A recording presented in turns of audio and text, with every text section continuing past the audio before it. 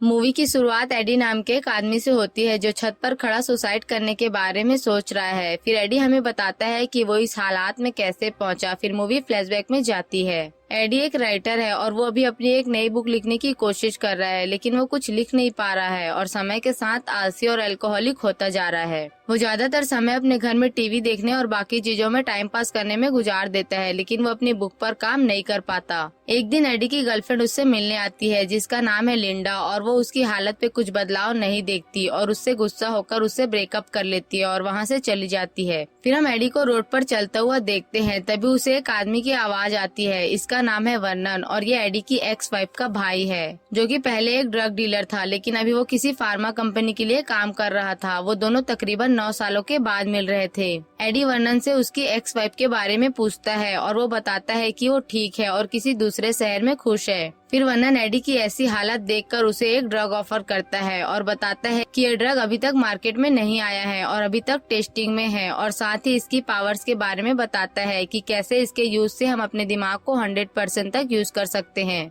लेकिन एडी इसे लेने से मना करता है क्योंकि पहले ही उसकी लाइफ में बहुत प्रॉब्लम्स है और अब वो एक ड्रग एडिक्ट भी नहीं बनना चाहता। तभी वर्नन को एक कॉल आता है और वो एडी को वो ड्रग और अपना कार्ड देकर वहाँ से चला जाता है। फिर एडी चलते हुए अपने घर तक आता है और अपने घर के सामने आकर उस ड्रग को देखता है और थोड़ा सोचने के बाद उसे खा लेता है। उसके बाद एडी अपने अपार्टमेंट की ओर आता है जहां उसे उसके अपार्टमेंट की ओनर मिलती है, जो उसे बहुत सुनाती है क्योंकि एडी ने बहुत दिनों से किराया नहीं दिया था। तभी उस ड्रग का असर शुरू होता है। एडी हर चीज में फोकस्ड हो जाता है और उसकी ओनर के पर्स में रखी लॉ की बुक की तरफ उसका ध्यान जाता है। एडी बोलता है कि वो अपने हस्बैंड का गुस्सा उस पर क्यों उतार रही है, क्या उसके लॉ के स्कूल में कुछ दिक्कत है, और वो कहती है उसे कैसे पता, क्या वो उसकी जासूसी कर रहा है। फिर एडी उसे उस बुक के बारे में कुछ बताता है। दरअसल एडी ने 12 साल पहले उस बुक को सिर्फ देखा था, जिसकी याद उसके दिमाग में अभी तक थी, जिसे वो उस ड्रग के कारण एक्सेस कर पा रहा था। फिर एडी उसे उस बुक के बारे में गाइड करने लगता है और कुछ ही देर में दोनों इंटीमेट होते हैं। फिर एडी अपने घर आता है और अपना बिखरा और गंदा घर देखकर उसे साफ करने लगता है और कुछ ही देर में सारा घर साफ कर देता है।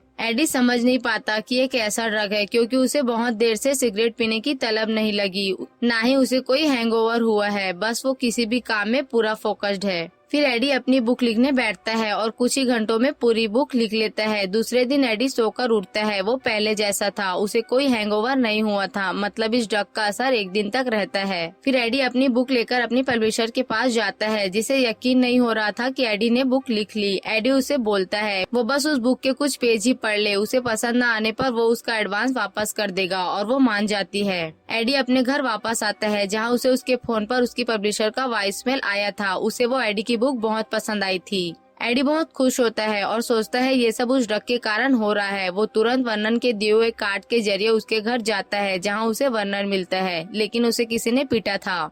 वर्नन समझ जाता है एडी को और ड्रग चाहिए। वर्नन उसे उस ड्रग के बारे में बताता है कि वो ड्रग बिना टेस्टिंग अनअप्रूव्ड बहुत ही डेंजर ड्रग है, लेकिन फिर भी एडी को वो ड्रग चाहिए था। वर्नन एडी को उसका काम करने बोलता है और उसे लॉन्ड्री जाकर उसके कपड़े और कुछ खाने को लाने बोलता है क्योंकि वर्नन बाहर नहीं जा सकता। एडी के पास कोई चॉइस तो थी नहीं, इसीलिए वो बाहर जाकर वर्नन के कपड़े और नाश्ता लेकर आता है। जैसे ही वो आता है वो देखता है वर्नन को किसी ने मार दिया है और उसकी डेड बॉडी सोफे पे थी। वो डर जाता है और पुलिस को कॉल कर देता है और उनके आने का इंतजार करता है। लेकिन एडी को समझ में आ जाता है जिसने भी वर्नन की जान ली है वो भी उस ड्रग के लिए वहाँ आया था और ड्रग न मिलने पर उसने वर्नन को निपटा दिया, मतलब ड्रग वर्नन के घर में ही कहीं छुपा है। एडी तुरंत ग्लव्स पहनकर ड्रग ढूंढने लगता है, लेकिन उसे वो ड्रग कहीं नहीं मिलता। लेकिन तभी उसकी नजर ओवन पर पड़ती है और फाइनली ओवन के सीक्रेट लॉकर में उसे उस ड्रग की बहुत सारी गोलियां, एक डायरी और बहुत सारे पैसे मिलते हैं। लेकिन तभी वहाँ पर पुलिस आ जाती है। उससे पहले ही एडी ने वो तीनों चीज अपने पास रख ली थी। अब एडी पुलिस स्टेशन में था और वर्नन का खून तो उसने किया नहीं था, इसीलिए पुलिस वर्नन की बहन और एडी की एक्स वाइफ से बात करके एडी को छोड़ देती है। अब एडी के पास ड्रग और पैसे दोनों थे। वो सबसे पहले अपना हुलिया ठीक करता है और कुछ कपड़े खरीदता है। वो हर काम में बहुत ध्यान देता है। 4 दिन में उसने एक पूरी बुक कंप्लीट कर ली थी। 3 दिन में उसने पियानो सीख लिया था। किसी भी भाषा को सिर्फ कुछ घंटे सुनने के बाद वो उसे फ्लुएंटली बोलने लगता। उसने रशियन भी सीख ली थी। उसे मैथमेटिक्स भी समझ आने लगी थी,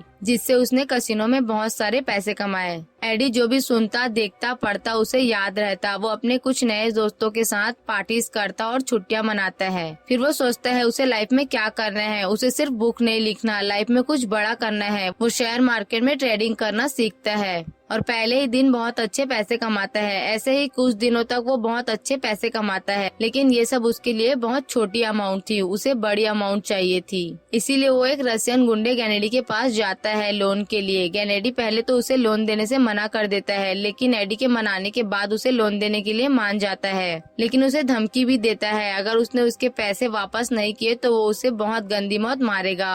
अब एडी के पास ट्रेडिंग के लिए और भी पैसे आ गए थे, तो वो शहर की सबसे बड़ी ट्रेडिंग कंपनी में ट्रेडिंग करने जाता है और सब उसे ट्रेडिंग करते हुए देखते हैं। और एक ही हफ्ते में उसके अकाउंट में $1 मिलियन थे।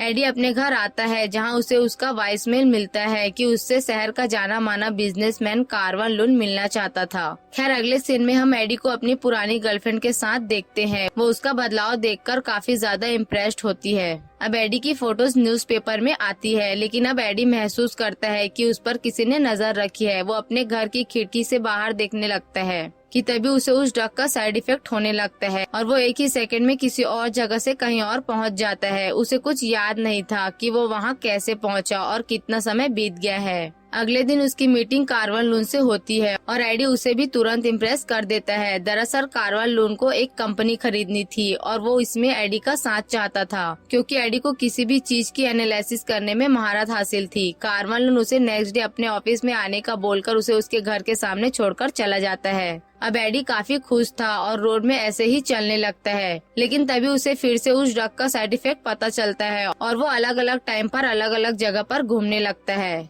जबकि उसे याद ही नहीं कि ये सब उसने कब किया। इसी टाइम पर वो एक लड़की के साथ एक होटल रूम में भी जाता है और देखता है कि कोई उसे देख रहा है। अगले सीन में वो सबवे में था और उसकी कुछ लोगों से फाइट भी हो जाती है, जिसमें वो उन लोगों को ब्रूसली की तरह पीटता है। अगले दिन वो सोकर उठता है और उसे कुछ भी याद नहीं था कि उसने ब्लैकआउट में क्या क्या किया। फिर वो कार्वन लून की फाइल देखने लगता है, लेकिन उसका फोकस नहीं हो पाता क्योंकि एडी इस वक्त ड्रग के नशे में नहीं था। वो ड्रग लेने की कोशिश करता है, लेकिन तभी उसे पता चलता है कि उसके पास की गोलियां खत्म हो चुकी है। वो फोन करके मीटिंग कैंसिल करने बोलता है, लेकिन ऐसा मौका उन्हें फिर नहीं मिलेगा। इसीलिए एडी को जिस हालत में वो हो उसी हालत में ऑफिस बुलाया जाता है। एडी कार्वन लून के ऑफिस जाता है, लेकिन वो किसी भी चीज में फोकस नहीं कर पा रहा था। तभी अचानक एडी टीवी में एक लड़की की न्यूज देखता है जिसका मर्डर हो चुका था। एडी को याद आता है कि ये वही लड़की है जिसके साथ वो पिछली रात था। वो बहाना बनाकर वहाँ से निकलता है। उसे लग रहा था कि उसी ने उस लड़की का खून तो नहीं किया है। अब बिना ड्रग के एडी की हालत खराब हो रही थी। अब एडी घर आकर वर्नन की बहन यानी कि अपनी एक्स वाइफ को कॉल करता है। एडी वर्नन की डायरी चेक करता है और जिसका जिसका नाम लिखा होता है वो सब मर चुके थे। एडी भी डर जाता है कि कहीं वो लोग उस ड्रग के कारण तो नहीं मर गए। अब एडी उस डायरी के लास्ट नंबर पर कॉल करता है और कॉल वही आदमी रिसीव करता है जो इतने दिनों से उसका पीछा कर रहा था। एडी उससे डरकर उसे चकमा देकर भाग जाता है। फिर एडी अपनी एक्स वाइफ मेलिसा से मिलता है। एडी मेलिसा को देखकर हैरान हो जाता है क्योंकि मेलिसा भी पहले उस ड्रग को लेती थी और उस ड्रग को छोड़ने के कारण उसकी हालत खराब हो गई थी। वो बताती है कि उसने सिर्फ 1 हफ्ते ही उस ड्रग को लिया था, वो भी आज से 2 साल पहले। फिर भी वो आज तक ठीक नहीं हो पाई है। वो ड्रग दिमाग को सुपर बूस्ट देता है, लेकिन उसको छोड़ने के बाद उसके बहुत से साइड इफेक्ट देखने को मिलते हैं और एडी पिछले 2 महीनों से वो ड्रग ले रहा है। मेलिसा उससे कहती है अगर एडी वो ड्रग ले रहा है तो उसे लेता रहे, नहीं तो वो बहुत जल्दी मर जाएगा। अब एडी अपने घर आता है। उसकी जेब में अभी तक एक गोली रखी हुई थी, पर एडी उसे नहीं खाता। एडी के घर में जाने से पहले ही गेनेडी उसे रोक लेता है और उसके पैसे न लौटाने के लिए उसे मारने लगता है, जिसके कारण वो गोली एडी की जेब से गिर जाती है। गेनेडी उसे उठाता है और एडी के बहुत रोकने के बावजूद उसे खा लेता है। अब गेनेडी का दिमाग भी शार्प हो जाता है। एडी फिर उसे अपने बैंक से पैसे निकाल कर देता है एडी जैसे तैसे लिंडा से मिलता है और उसे सब कुछ सच सच बता देता है, जिससे लिंडा बहुत गुस्सा होती है। एडी लिंडा से कहता है कि उसने कुछ गोलियां उसके घर में भी छुपा रखी है, जिससे लिंडा बहुत हैरान हो जाती है। अब लिंडा वो गोलियां लेकर आ रही होती है और एडी को फोन करके बताती है कि कोई उसका पीछा कर रहा है। ये आदमी वही है जो एडी का भी पीछा कर रहा था। वो आदमी लिंडा की टैक्सी के पास आने लगता है। लिंडा उससे बचकर भागने लगती है। पार्क में लिंडा दो आदमियों से मदद मांगती है, लेकिन वो आदमी उनको भी मार देता है। लिंडा अब एक जगह पर छुप जाती है। वहाँ पर कुछ लोग आइस स्केटिंग कर रहे थे। लिंडा बहुत डर कर एडी को कॉल करती है। एडी उसे शांत रहकर उस ड्रग में से एक गोली खाने बोलता है। कोई ऑप्शन न होने पर लिंडा उसमें से एक गोली खा लेती है। अब लिंडा का भी नजरिया चेंज हो जाता है। वो वहाँ से निकलकर भागती है और वो आदमी उसका पीछा करने लगता है। लिंडा आइस स्केटिंग वाली जगह पर जाती है और एक बच्ची को उठाकर उसके जूते से उस आदमी को मारती है, जिससे वो आदमी जख्मी हो जाता है और लिंडा को भागने का मौका मिल जाता है। अब लिंडा एडी को उस ड्रग की एक गोली खिलाती है, जिससे वो रिकवर होता है। अगले दिन लिंडा एडी से बहुत नाराज थी, क्योंकि एडी अभी वो नहीं है जिससे वो प्यार करती है, और जब तक एडी सब कुछ ठीक नहीं कर लेता तब तक के लिए वो उसे छोड़कर चली जाती है। अब एडी के पीछे गैनेडी था। एडी उससे जाकर मिलता है और अब गैनेडी को ड्रग की गोलियां चाहिए थी। एडी उसे कुछ गोलियां दे देता है और अपने लिए बॉडीगार्ड हायर करता है और जाकर कार्वर लून से मिलकर उसके साथ उसके प्रोजेक्ट में काम करने के लिए मना लेता है। फिर एडी अपने लिए एक नया सूट बनवाता है, जिसमें एक सीक्रेट जेब होता है गोलियां रखने के लिए, और एक लैब भी हायर करता है ताकि वो उस ड्रग में रिवर्स इंजीनियरिंग करा सके और वो उस ड्रग का फॉर्मूला पता करके और ड्रग बना सके और उसके साइड इफेक्ट भी कम कर सके। वो उस डॉक्टर को भी $2 मिलियन देने का वादा करता है, जिससे वो डॉक्टर भी मान जाता है। अब जिस लड़की का मर्डर उस होटल रूम में हुआ था, उस लड़की के साथ एडी को आखिरी बार एक आदमी ने देख लिया था। इसीलिए उस केस में एडी को पूछताछ के लिए जेल लेकर के जाया जाता है, लेकिन एडी शहर का सबसे बड़ा क्रिमिनल लॉयर हायर करता है और बाहर आ जाता है। अगले दिन कार्वर लून की मीटिंग थी, जहाँ एडी भी था और वो लोग एक बिजनेसमैन हैंक की कंपनी खरीदने वाले थे और एडी देखता है कि हैंक की तबीयत कुछ ठीक नहीं लग रही। खैर डील फाइनल हो जाती है और हैंक उनको अपनी कंपनी बेचने के लिए मान जाता है। अब एडी की मदद के बदले कार्वर लून उसे 40 मिलियन देता है और उसे अपने साथ पार्टनरशिप का भी ऑफर देता है, ताकि वो दोनों एक दूसरे के लिए कभी कॉम्पिटिटर न बने। एडी बहुत खुश था। फिर एडी अपने लिए बहुत ही सिक्योर पेंट हाउस खरीदता है। एक दिन उसे रास्ते में गैनेडी मिलते हैं, जिसने बहुत पैसे बना लिए थे, और वो उसे ब्लैकमेल करता है कि अगर उसे और ड्रग नहीं मिला तो वो कार्वर लून को सब कुछ बता देगा कि एडी एक ड्रग एडिक्ट है। एडी उसकी बातों से नहीं डरता और उसे सुनाकर वहाँ से चला जाता है और सोचता है कि एक बार हैंक के साथ उनकी डील फाइनल हो जाने के बाद अगर कार्वर लून को सब कुछ पता चल गया तो कुछ नहीं होगा, क्योंकि उसे तो $40 मिलियन मिल जाएंगे। अगले दिन सभी कार्वर लून के ऑफिस में हैंक का इंतजार कर रहे थे। तभी उसकी वाइफ वहां आती है और बताती है कि तबीयत खराब हो जाने के कारण हैंक आज सुबह ही कोमा में चला गया है। अगर वो ठीक हो गया तो डील के पेपर पर साइन कर देगा। तब तक के लिए सारी पावर्स उसकी वाइफ के पास है। इसका मतलब उनकी डील अभी तक ऑन थी। एडी और कार्वर लून हैंक की वाइफ को कार तक छोड़ने जाते हैं और एडी देखते हैं कि उसका बॉडीगार्ड वही आदमी है जो एडी का पीछा कर रहा था। इसका मतलब हैंक भी उस ड्रग का यूज करता था और ये आदमी ड्रग के लिए ही उसके पीछे पड़ा था। ड्रग नहीं मिलने के कारण हैंक की मौत होने वाली थी। फिर एडी वहाँ से पुलिस स्टेशन जाता है, क्योंकि मर्डर का आई विटनेस खूनी को पहचानने आया था। एडी अपना कोट उतारकर अपने वकील को देता है और उसी के जैसे दिखने वाले लोगों के बीच जाकर खड़ा हो जाता है, लेकिन किस्मत से एक जैसे दिखने वाले लोगों में वो आई विटनेस एडी को पहचान नहीं पाता और एडी इस केस से छूट जाता है। एडी तुरंत कार्वर लून के पास जाने निकलता है और उसके ऑफिस पहुँचने के बाद उसे पता चलता है कि मीडिया में उनके हैंक की कंपनी खरीदने की बात पता चल गई है और हैंक कभी भी कोमा में मर सकता है। कार्वर लून उससे पूछता है कि वो कहाँ गायब हो गया था, क्योंकि ये दूसरी बार है। एडी बहाना बनाता है कि वो यहीं नीचे था। फिर एडी को एहसास होता है कि ड्रग का असर कम हो रहा है। वो तुरंत ड्रग लेने के लिए बाथरूम जाता है, लेकिन उसे पता चलता है कि उसके कोट के सीक्रेट जेब से ड्रग गायब है। एडी बहुत ढूंढता है, लेकिन उसे वो ड्रग कहीं नहीं मिलती। थोड़ी देर बाद उसके पास एक पार्सल आता है, जिसमें उसके बॉडीगार्ड्स के कटे हुए हाथ थे। एडी बहुत परेशान होते हुए अपने घर जाता है, जहाँ वो टीवी पर हैंक की तबीयत खराब होने की न्यूज देखता है और उसे पता चलता है कि हैंक का वकील भी वही आदमी है जिसे एडी ने हायर किया था। मतलब इसी वकील ने एडी की जेब से वो ड्रग चुराया था और अब हैंक को वो ड्रग मिल जाएगा, जिससे वो कार्वल लून को अपनी कंपनी नहीं बेचेगा और ना ही एडी को $40 मिलियन मिलेंगे, ना ही कार्वल लून के साथ पार्टनरशिप। इसका मतलब सब कुछ खत्म। एडी को अपनी हालत पर बहुत हंसी आ रही होती है। तभी उसके दरवाजे पर कोई आता है। ये गेनेडी था। वो जबरदस्ती अंदर आने की कोशिश कर रहा था।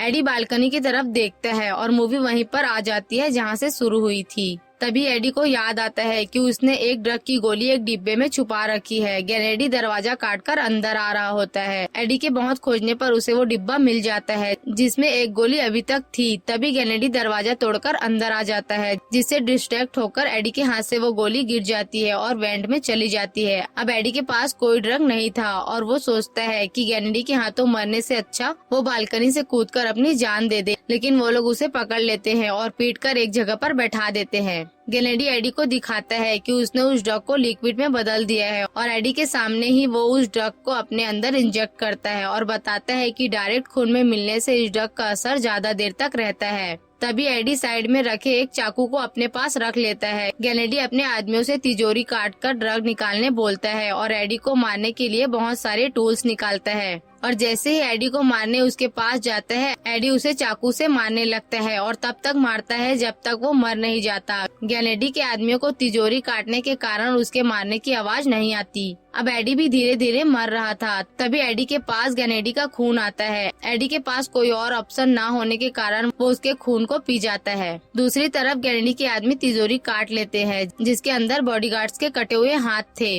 एडी को ड्रग का असर होने लगता है। तभी एडी इंजेक्शन की नीडल देखता है और उससे पहले आदमी को अंधा कर देता है जो पहले से एक आंख से अंधा था। अब दूसरे आदमी के साथ एडी की फाइट होने लगती है। एडी पहले अंधे आदमी को रशियन में कहकर दूसरे आदमी को शूट करवा देता है। अब वो अंधा आदमी ही बचा था। एडी उसे भी एक पियानो के जरिए मार देता है। अब एडी शांत होता है और इन मर्डर्स को वो हैंडल कर लेगा क्योंकि इस अपार्टमेंट का पहला ओनर एक ड्रग डीलर था। अगले सीन में हम देखते हैं ड्रग न मिलने के कारण हैंक की कोमा में ही डेथ हो जाती है। एडी हॉस्पिटल आकर उसके बॉडीगार्ड से मिलता है और बताता है उसका वकील भी हैंक के लिए काम करता था और हैंक की जान बचाना चाहता था, तो उसने एडी से चुराया हुआ ड्रग हैंक को क्यों नहीं दिया। तभी हम अगले सीन में देखते हैं कि हैंक के बॉडीगार्ड ने उस वकील के हाथ पैर बांध रखे थे और एडी को उस वकील के तिजोरी में वो ड्रग मिल जाता है। अब एक साल बाद दिखाया जाता है कि एडी सेनेट के इलेक्शन में खड़ा है और उसकी बुक भी छप चुकी है और वो बहुत पॉपुलर है। तभी उससे कार्वल लून मिलने आता है और बोलता है कि उसे पता चल चुका है कि एडी कोई ड्रग लेता है। अब कार्वल लून एडी को धमकाने लगता है कि उसे अब कोई ड्रग नहीं मिलने वाली क्योंकि उसने वो कंपनी ही खरीद ली जिसमें वो ड्रग बनती थी और एडी की उस हायर की हुई लैब भी बंद करवा दी है। और एडी से कहता है कि वो उसके साथ उसके इलीगल कामों में साथ दे, नहीं तो वो सबको बता देगा कि सेनेटर एक ड्रग एडिक्ट है। एडी अभी उससे कुछ नहीं बोलता, लेकिन बाहर आकर वो उसके साथ काम करने से मना कर देता है और बताता है कि उसने वो ड्रग लेना बहुत समय से छोड़ दिया है। उसने उस ड्रग में रिवर्स इंजीनियरिंग करवाकर ये पता लगवा लिया था कि वो ड्रग कैसे बनता है और उसने उस ड्रग को परफेक्ट बनाया और वो भी बिना किसी साइड इफेक्ट के, जिससे उसे अब वो ड्रग बार बार लेने की जरूरत नहीं। सिर्फ एक बार लेने से वो ड्रग पूरी जिंदगी भर काम करेगा। एडी बताता है कि उस ड्रग का फॉर्मूला सिर्फ उसके दिमाग में है। कार्वल उनसे धमकी देने लगता है। तभी एडी उसे एक एग्जाम्पल देता है। वो वैन का ड्राइवर फोन पर बात कर रहा है और 40 किलोमीटर की स्पीड पर वो सामने की टैक्सी को टक्कर मारेगा। कार्वल उनको कुछ समझ नहीं आता। तभी वो वैन टैक्सी को टक्कर मारती है। तभी एडी कार्वल उनको पकड़ लेता है और उसे छूकर बता देता है कि उसे हार्ट की बीमारी है, जो सिर्फ कार्वल उनको ही पता थी। एडी कार्वल उन से कहता है। वो उससे 50 कदम आगे चलता है। कार्वल उन चुपचाप अपने कार में बैठकर वहाँ से चला जाता है। फिर एडी लिंडा से मिलने एक चाइनीज रेस्टोरेंट जाता है और चाइनीज में ऑर्डर देता है। लिंडा उसे देखती है और एडी की मुस्कुराहट के साथ ये मूवी यहीं पे एंड हो जाती है।